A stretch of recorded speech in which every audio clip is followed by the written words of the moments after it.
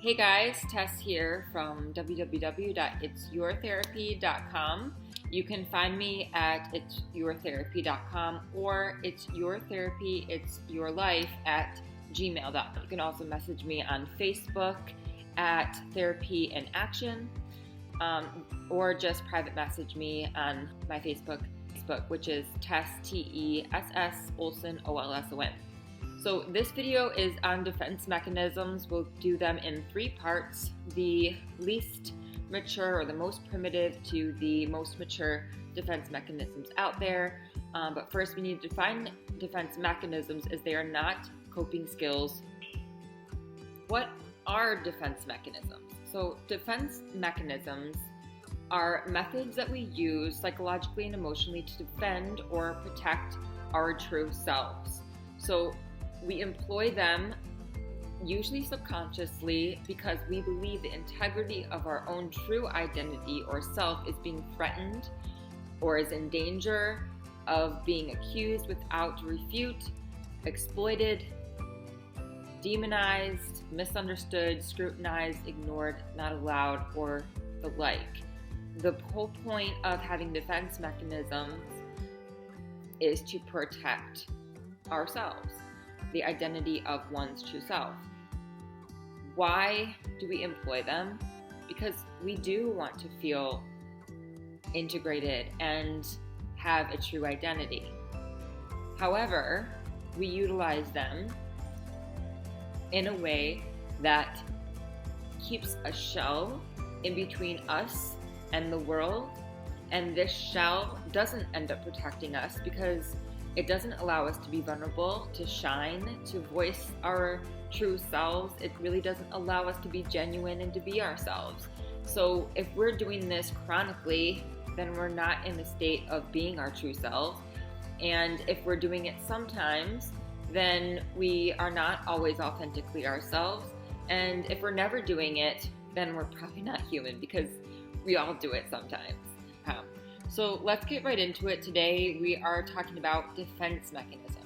So if you don't know where this started, it did start from Freudian's repression theory. So repression is basically suppression of emotions or repressing memories that are now in the subconscious. So we suppress these traumatic or distressing memories because they are painful to deal with in the present. So for example, someone today that might be afraid of running water is afraid of this running water, but it really has to do with repressed memory of a fear of drowning because the person with that memory almost drowned in childhood or at one point in their life. Okay, so let's get down to the most primitive ones first, and that would be denial. So I'm sure many of you have heard of this. So it's kind of like keeping your blinders on, so much so that you are not seeing the reality of a situation. So to most, it's obvious that you might have some issue or problem or something else going on that could be painful if looked at directly. But instead of looking at it directly and facing the problem and getting through it, you deny that it's there, or you just continue to go on with life and separate yourself from it, even though it's kind of there in the background and inevitably does cause undue stress, and will continue to do so. The next thing is regression. So that would be, not to confuse with repression, but regression in a sense that you are regressing to an earlier state in childhood. So for example, adults that throw tantrums. So you might be mad at your spouse and you're not getting your way with that person, and so you decide to go and pout or stomp away or scoff or hold them in contempt by rolling your eyes, or some kind of other kind of childish, immature way of dealing with the situation that is not a tactful, communicative way of expressing your needs, wants, and feelings. The next thing is dissociation, which is not as popular or not as prevalent in most individuals. This is also similar to, or is, multi-personality disorder. So most people that dissociate either have PTSD because they have flashbacks of a memory where they are basically in a different reality for a minute of their life or two, or have DID, or multiple personality disorder as it once was called, but now referred to as DID, or dissociative personality disorder. And what that is basically not being yourself, or not being in the reality of a situation. So now you are actually turning yourself into a new personality type, and obviously at an unconscious or subconscious level, right? So we don't know these things are actually happening to us, but they're just natural ways to divert ourselves from the perceived issue or the perceived painful truth about our own identity. And the next thing would be projecting. So this is very popular. A lot of couples do this, for example. And even parents to their children, sometimes friends to friends, but it is basically accusing somebody else of a trait or behavior or thought or desire or need that you don't feel acceptable to yourself, but you accuse the other person of having that. So, for example, a spouse might be angry at their significant other for not listening, and say, "You're not listening to me," when you yourself, doing the projecting, are the one that is not listening. The next thing is compartmentalization. So this is a lesser form of dissociation wherein parts of oneself are separated from the awareness of other parts and behaving as if one is has a separate set of values. So you're not completely integrated as oneself. You separate yourself from this other painful or undesirable, unwanted, or even forbidden piece of yourself. For example, the person in a monogamous relationship that cheats. They compartmentalize themselves, saying that that cheating is not them. They disown that part of themselves because they are an honest person in a monogamous relationship.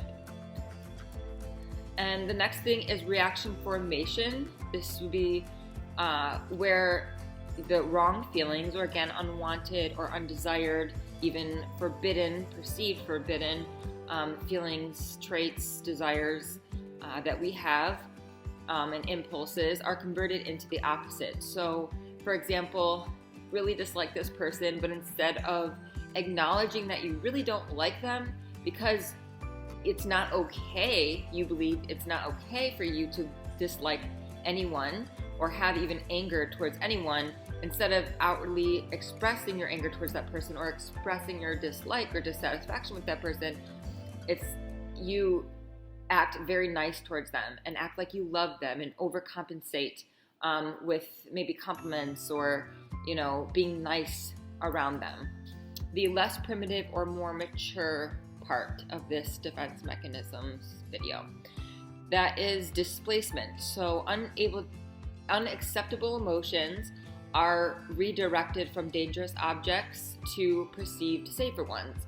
So maybe you're angry at your boss at work and you come home and take it out on your children or spouse or pet or object even.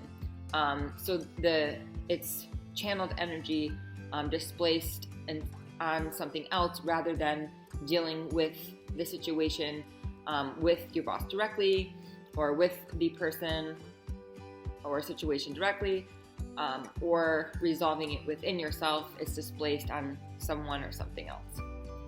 And the next thing in this category is intellectualization. So we are often, especially these days, we intellectualize a lot of our problems, thinking that, it's only a mind thing, not a heart thing, not a soul thing.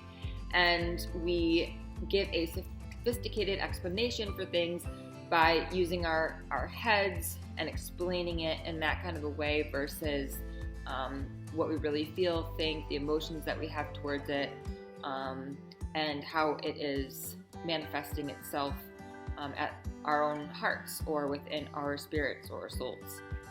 And we are all of these, so that is why that could be a problem. The next thing is rationalization, or explaining feelings or behaviors in a way that makes them seem reasonable. So this seems like a logical way of dealing with some painful or unwanted or forbidden expressions, feelings or thoughts or beliefs or desires, but again, it can also hurt us. So it can help us if it really is towards the next right thing in our lives, and then it can hurt us if we rationalize something, for example, drinking alcohol when we already have a liver problem, or smoking when we have COPD, or not going out to see our friends when we're already isolating, or seeing our friends when we know we have studying to do. So anytime we're using rationalization, just remember that you can ask yourself the question, is this working for me or is this working against me? So the next thing is undoing.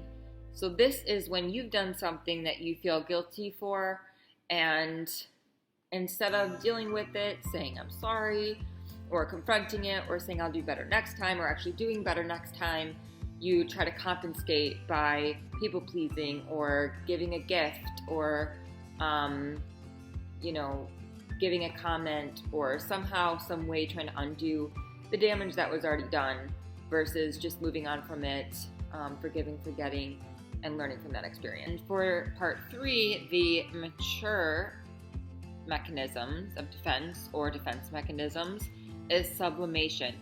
So this is channeling unacceptable thoughts, desires, impulses, or behaviors into more socially accepted behavior. So this can be for, or work for, or against you, in that at times it is important to stay within the cultural norms to get ahead, or to feel secure, or what have you, for different situations and scenarios.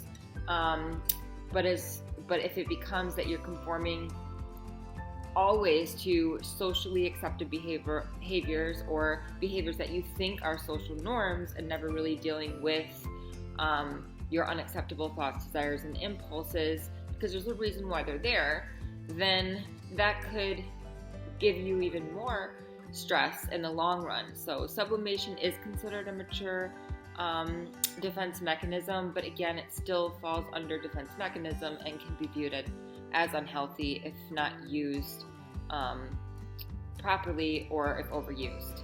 And suppression, let me give you an example of that when it is healthy, is exercising when you're angry or stressed. So, and again, typically that's not entirely recommended, because you can also exercise impulsively. So ideally, you would exercise as a daily regimen that would balance out your hormones and stress levels and emotions, or help you deal with emotions better on a regular and daily basis, versus just when you get angry going for a run.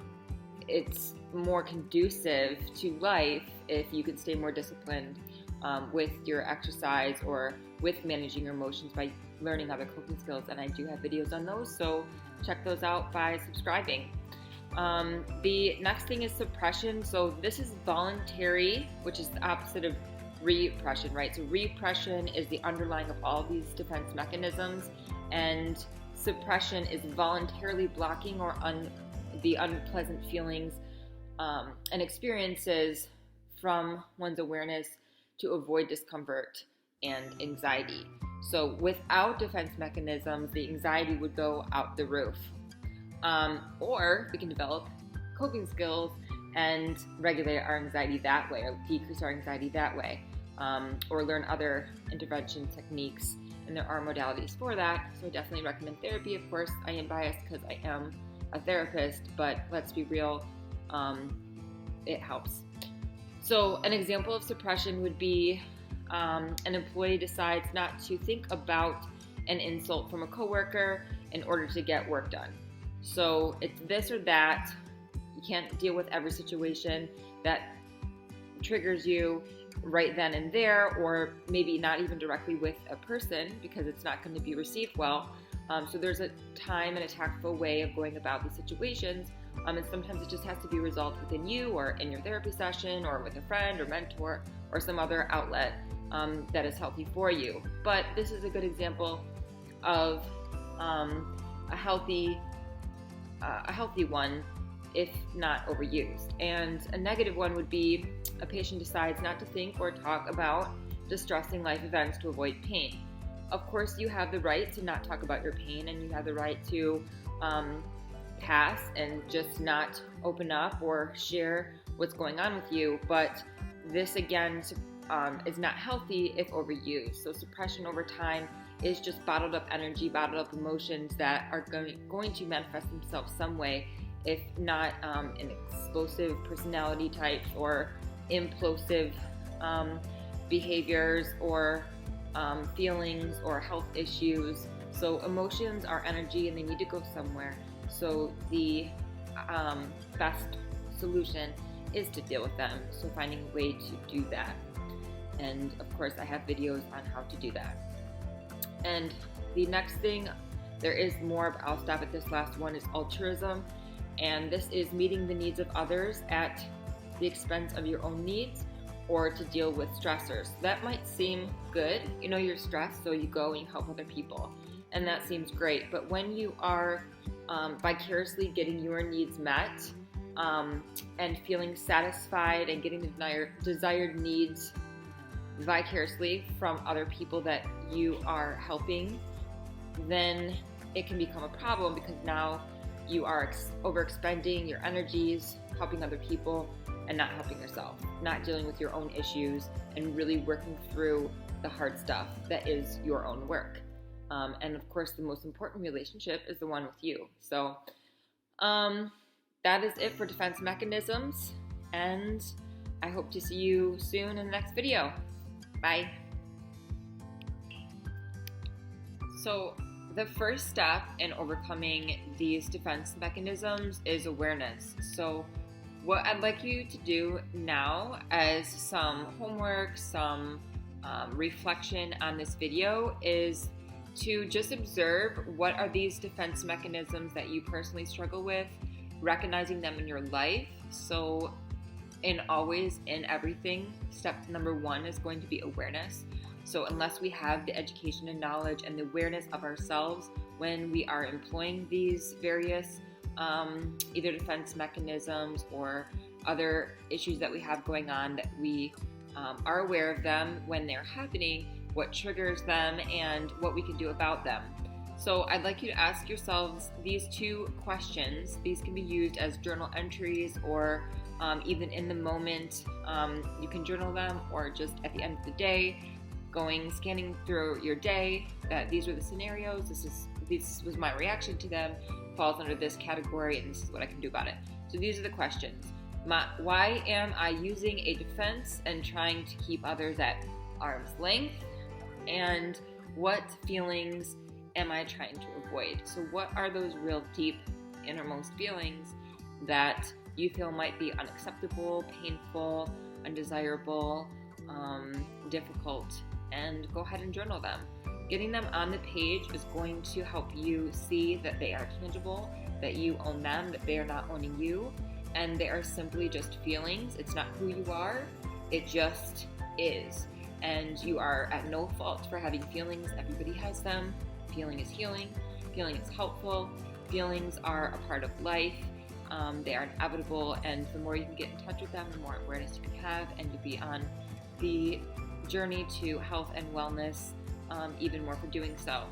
So putting down our defenses requires a depth of vulnerability that takes risk and courage to reach. The outcome of taking such a novel risk is emotional health, a positive relationship with ourselves and others, more happiness, more love, more patience, more endurance in adversity, and recovery for the long term to your mental health.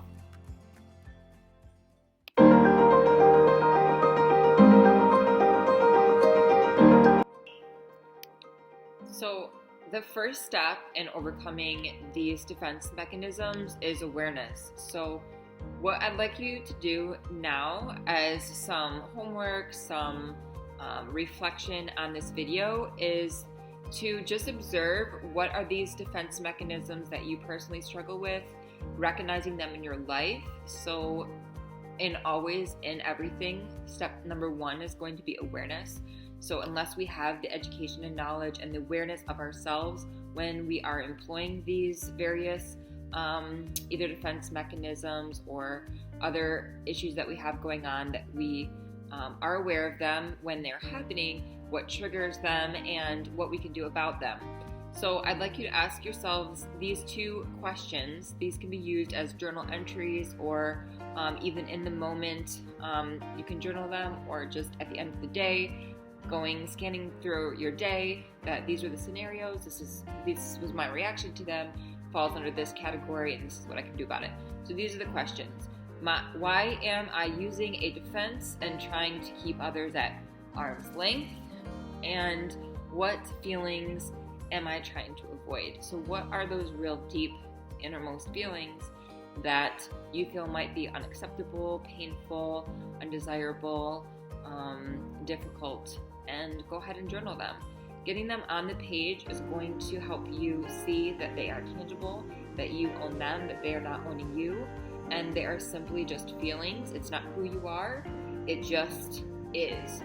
And you are at no fault for having feelings. Everybody has them. Feeling is healing, feeling is helpful, feelings are a part of life. They are inevitable, and the more you can get in touch with them, the more awareness you can have, and you'll be on the journey to health and wellness, even more for doing so. So putting down our defenses requires a depth of vulnerability that takes risk and courage to reach. The outcome of taking such a noble risk is emotional health, a positive relationship with ourselves and with others, more happiness, more love, more patience, more endurance in adversity, and recovery for the long term, to your mental health.